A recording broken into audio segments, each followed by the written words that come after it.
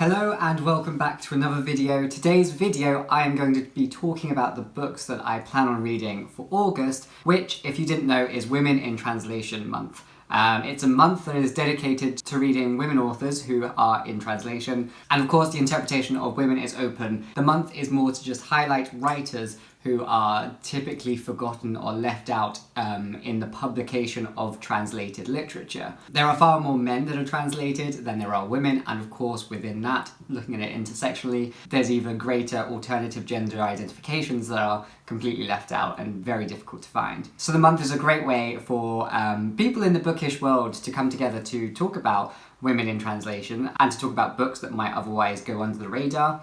And it's a good way to challenge your shelves and to think outside the box. Now, I'm absolutely running low on books that I have here with me that I have not yet read, and you know, of the of the ones that are left that I haven't read, they're all the big fantasy books that I've kind of been putting off a little bit because they're big and intimidating. So therefore, I don't actually have any women in translation. I don't think I have any translated fiction left that for me to read at the moment. I am of course relying on the library.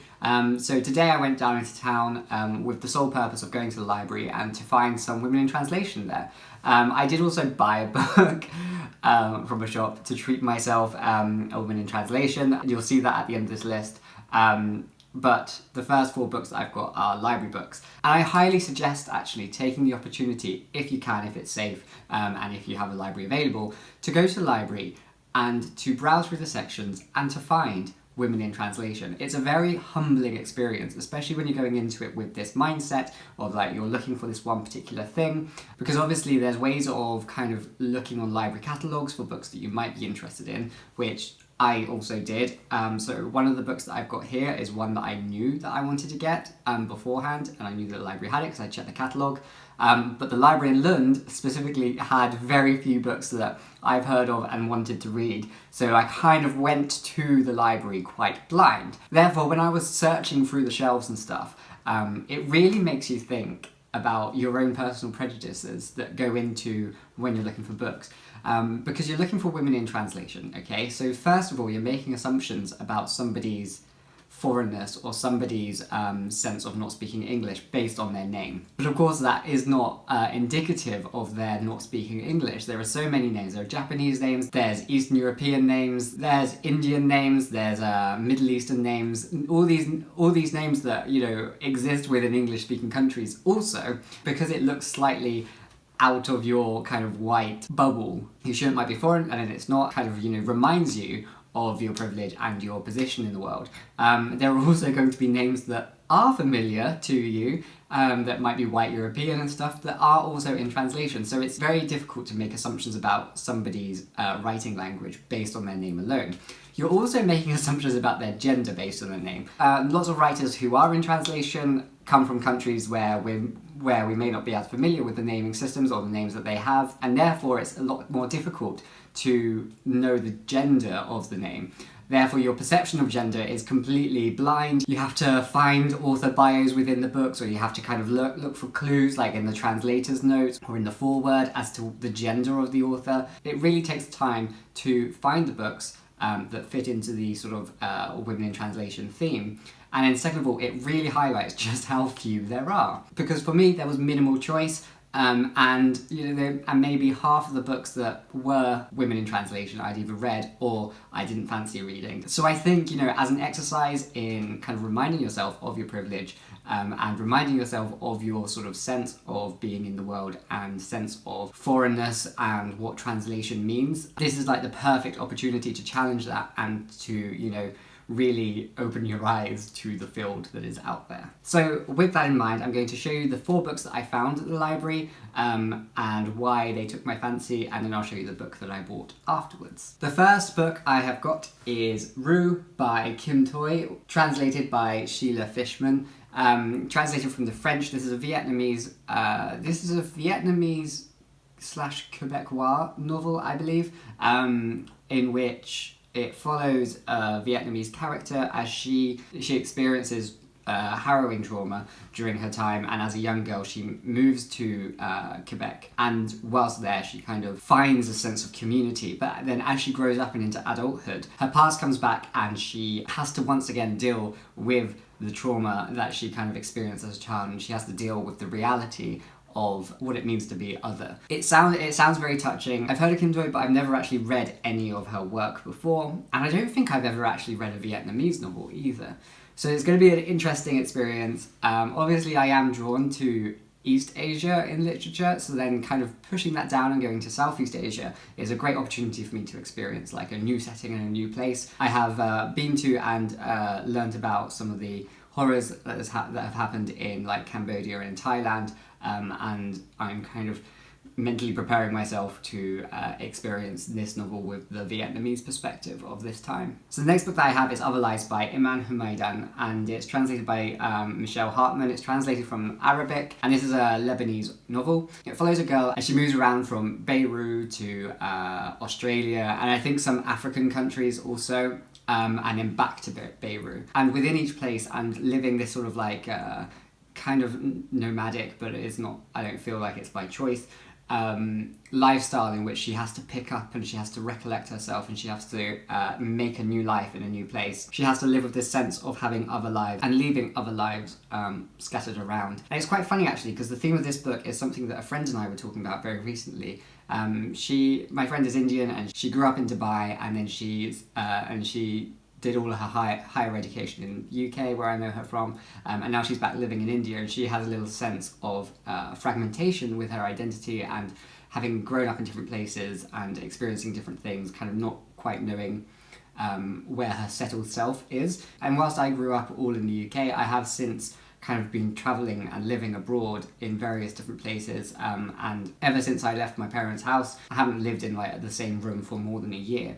And with that, with housing and everything, you do leave a little part of yourself in different places. And so I'm very interested in the perspective in this novel of that theme, and to see how it's explored. And I have a great appreciation, because I know for a fact from reading about translation that translating from Arabic is kind of insanely difficult. So I have an appreciation for the translators who do that job for us. So the next book is one that I knew the library had, and I had gone in looking to find, and that's The White Book by Han Can, translated by Deborah Smith. Now, I've read Han Can's The Vegetarian and Human Acts. I loved Human Acts. Vegetarian I was a little bit meh about. I enjoyed like the first half, didn't really enjoy the second half so much. And I feel like this book is going to be the decider as to whether or not I want to, continue reading Han Can in the future.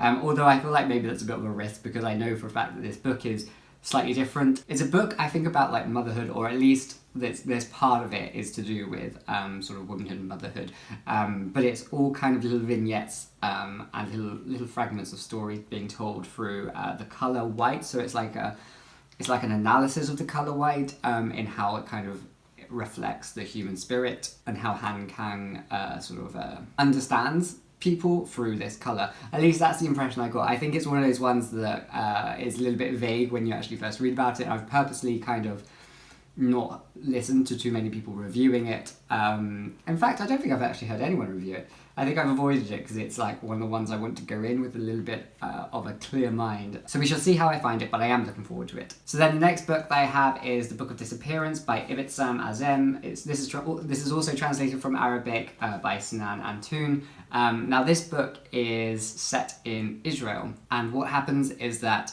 suddenly one day all of the Palestinians who are living in Israel completely disappear. People know that they've disappeared. It's not like people have forgotten that the Palestinians have disappeared. So there's two characters. There's a journalist who's trying to figure out why this happened, and I believe that the journalist also supports the sort of Israeli cultural dream, or like national dream. And then there's the other character whose grandma, I believe, was Palestinian, and kind of that character is reading the grandma's sort of diaries of the trouble of kind of coming into Israel, and the experience of being a Palestinian in Israel.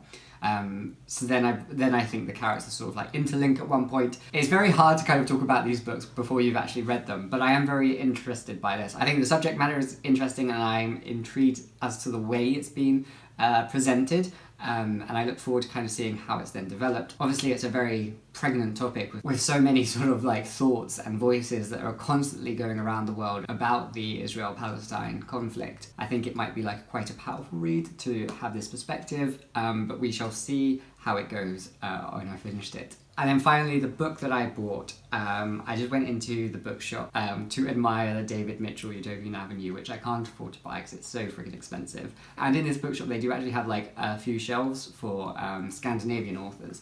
So I went there and I found The Dog by Kerstin Ekman. Kerstin Ekman is like one of Sweden's top female contemporary writers at the moment. And it's great to be able to read her in translation now. This book just sounds lovely, and it's got a nice, cute, simple cover. There are also illustrations inside. It's translated from Swedish by Linda Schenk, or Schneck, Schenk I think, let me double check, Schenk, and Rochelle Wright, which I always find quite interesting when there's two translators that's working on something. That must be a very interesting dynamic and relationship whilst translating.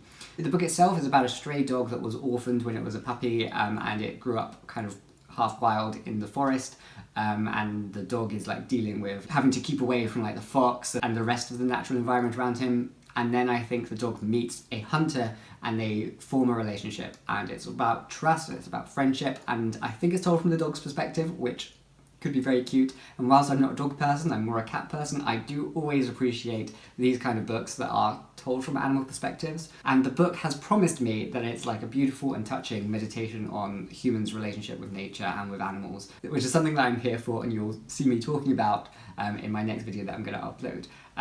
So yes, very keen to get to this one, and very glad to be able to add that to my collection. So because it's Women in Translation month, I'm going to upload 3 videos during this month. Well, I'm going to upload more than that, but 3 videos specifically for Women in Translation. This is the first one in which I've told you about what I'm reading. The second one is sort of hints and tips for people who want to start getting into reading translation or want to learn how to be able to read more translation. And within that, I will also give some recommendations of Women in Translation that I've read before. And then my final video is going to be a look at what to do next after Women in Translation month ends, because I think it's important to think about the role that translation and translated literature plays in our everyday lives, and what we can learn from this month and take forwards into the rest of the year. Until next year, when we do Women in Translation month once again, with a wider canon of texts at our disposal, hopefully. So I'll see you soon for another video. Bye bye.